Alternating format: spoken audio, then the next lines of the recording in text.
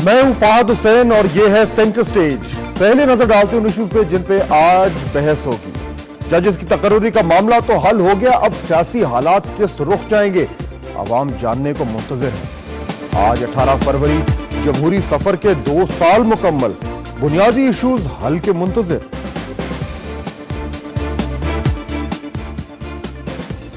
अमरीकी हुक्काम का तांता बन गया, ये नई दोस्ती किस रुख जा रही है। एक तरफ अफगान जंग, दूसरी तरफ पाक भारत मुज़ाकरात। अमेरिका खत्ते में फिर सरगर्म, हमारे लिए फायदेमंद। इन सब इश्यू से बात करेंगे, लेकिन पहले व्यू पॉइंट।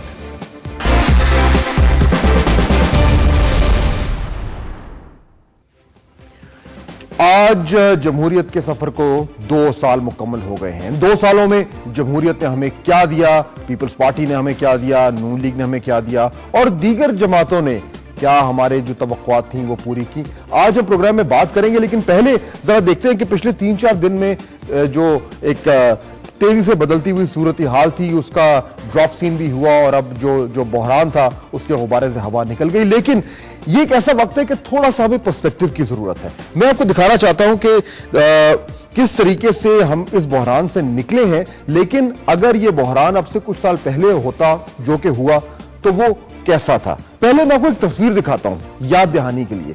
यह तस्वीर याद है आपको? चीफ जस्टिस इफ्तिखार चौधरी साहब जनरल परवेज मुशर्रफ के साथ बैठे। इस तस्वीर के बाद जो कुछ हुआ वो तो आप अच्छी तरह जानते ही हैं। अब ऐसी ही एक और तस्वीर देखिए, वही चीफ जस्टिस साहब हैं, उसी तरीके से एक मुंतखब वजीर आजम के साथ बैठे हुए हैं। मैं ये दोनों तस्वीर आपको इसलिए दिखा रहा हूं तो आपको ये अंदाजा हो कि जब हम रोते हैं कि जमहूरियत में कुछ नहीं दिया और आज हम काफी रोएंगे, लेकिन कुछ हमें फायदे भी दिए हैं। और ये फायदा आपको नजर आ रहा है कि एक मिलिट्री डिक्टेटरशिप के अंदर या मिलिट्री लेड गवर्नमेंट के अंदर जब ये बहरान हुआ उन्हीं साहब के साथ, उसका क्या नतीजा निकला और चीफ जस्टिस साहब जो है उन्हें नजर बंद किया गया। लेकिन इस दूसरी तस्वीर के बाद, ये दूसरी मीटिंग के बाद, वही चीफ जस्टिस साहब बाहर निकले, अपनी बात मनवा के निकले और उस बहरान के जरिए मुमकिन तौर पर जो जुडिशरी है उसकी क्रेडिबिलिटी को बेहतर किया। बॉटम लाइन ये कि जमहूरियत जो है वो हर हवाले से, हर अपनी तमाम तर कमजोरियों के बावजूद बेहतर है और आज हमें ये तस्वीर भी देखने को मिल रही है। So we should count our blessings. अच्छा, ये तो हो गई एक पॉजिटिव बात। अब जरा देखते हैं कि ये जो सारा मामला हुआ है इससे हमें एक मोमेंटम तो मिला है। जो अदलिया के साथ हुकूमत का जो एक कशीदगी थी, तनाव था, वो इस एक इशू पे तो हल हुआ है। लेकिन क्या हम इस मोमेंटम का फायदा उठा सकते हैं और अगर करना है तो वो हम कैसे करेंगे? नजर डालिए ये कि जब एनआरओ का फैसला आया था तो ये इशू सारा खड़ा हुआ। अब हुकूमत और अदलिया के दरमियान जजेस की तैनाती पे तो एक अग्रीमेंट हो गया है, लेकिन ये सिर्फ एक इशू है। असल बात तो ये है कि जो एक ओवरऑल रिलेशनशिप है वो बेहतर हो। क्या वो हो रही है और क्या ये अच्छा मौका नहीं कि उस रिलेशनशिप को बेहतर किया जाए?